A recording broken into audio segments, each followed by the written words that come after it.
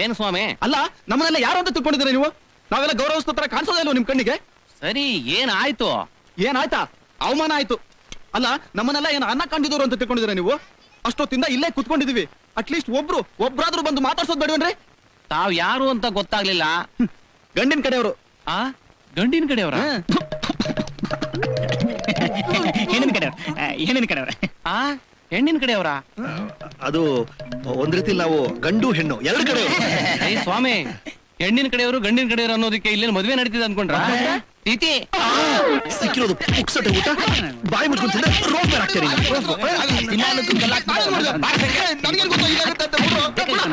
ಏನಿಲ್ಲ, ಭಿಕ್ಷೆ ಬೇಡದು ಒಂದೇ ಬಾಕಿ.